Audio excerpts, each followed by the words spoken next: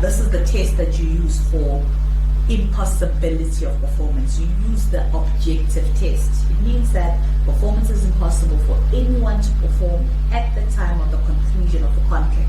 Look at my contract of sale of my laptop that we concluded 2 hours earlier, and somebody stole it. In that instance, it doesn't exist anymore. It doesn't exist in terms for us to get it or anybody else to legally sell it anyway.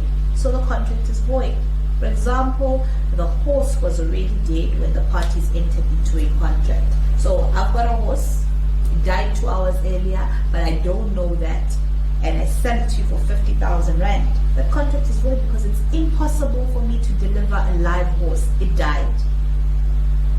Distinction between initial impossibility and supervening impossibility of performance. So remember, the test is objective. So what is initial impossibility?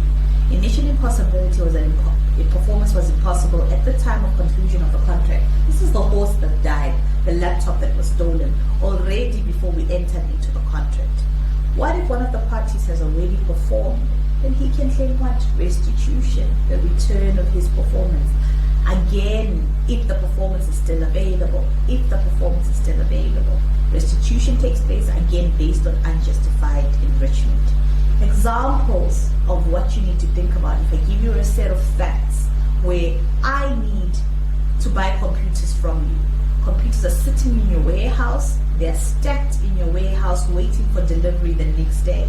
In the middle of the night, somebody breaks into the warehouse. Alright? Breaks into the warehouse. We've already entered into the contract. That is not a case of initial impossibility, because when we entered into the contract, the computers were sitting in the warehouse. They were only stolen after. Not initial, but it's supervening, which we'll do just now. Initial means the performance was impossible before you entered into the contract, when you are entering into the contract. So you want to buy a house from me for 2 million rand, but the house burned down 3 weeks ago. My house is in Pretoria. We don't know. You see it on the newspaper, or you see it on the internet, you make an offer, I accept. We don't know that the house burned down 2 weeks ago when we entered into the contract. That is a case of initial impossibility. If you've already paid me the money for the house, that last line says restitution should take place. Right? So again, I'm repeating myself. If one of the parties was aware that performance was impossible at the conclusion of the contract, then the innocent party can claim damages, but the contract is still void because the contract is initially impossible. In other words, if I knew that the contract was impossible, I knew that the house already burned down or the horse had died, contract remains void because of initial impossibilities, but you can claim damages from it. Alright? Now pay attention. But contract will remain valid when one party guarantees performance. The word guarantees now changes the game. It says, as much as the performance was initially impossible, if you guarantee performance, it is a valid contract. Here, since it's a valid contract, you can claim damages if the thing no longer exists. So if I say to you, I'm guaranteeing you the sale of my house in Pretoria, and I do not know that it was destroyed 3 weeks ago, now the contract remains valid because you've changed the game by guaranteeing performance. Once you guarantee performance, the contract remains valid. Remember this one. I'm going to use it in the test where I say, Tom guarantees, but the horse is already dead. You say it's a valid contract, he's now in breach of contract, and he must pay damages because there's a valid contract, because the party has guaranteed performance. Now let's look at supervening impossibility of performance.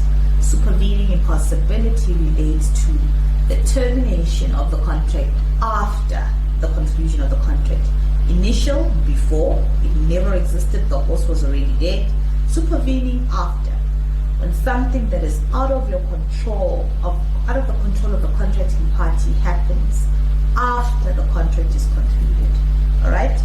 Impossibility must be beyond the control of the parties, either the force majeure, act of God, or the causa fortuitus, act by a third party. This is the one I mentioned in the introduction, where the lightning strikes the computer, or where a third creditors before delivery. Okay. But if the impossibility was foreseen or reasonably foreseeable, then the impossibility cannot be seen as a force majeure or a causa fortuitus. I'll explain this one just now. Also, the impossibility must not be caused by one of the contracting parties. So this is the rule.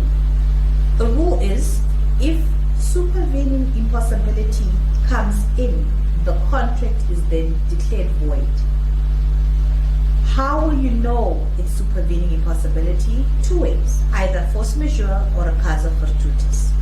If it's an act of God, thunder, lightning, hail, whatever, those acts of God making the contract void, the contract is void. If you've performed, you return partial performance, you can claim your damages, etc.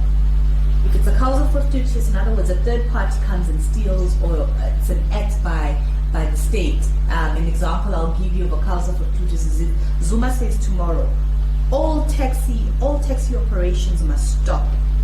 You can no longer, it's illegal for you to, for example, buy a taxi and transport people. Are you with me? That will be an act by a third party, and that will make the contract impossible. You won't be able, so for example, you've decided to buy a new taxi, you won't be able to purchase the taxi. That contract will be void because it's impossible, because the state has made it impossible for you to buy and transport people in taxis.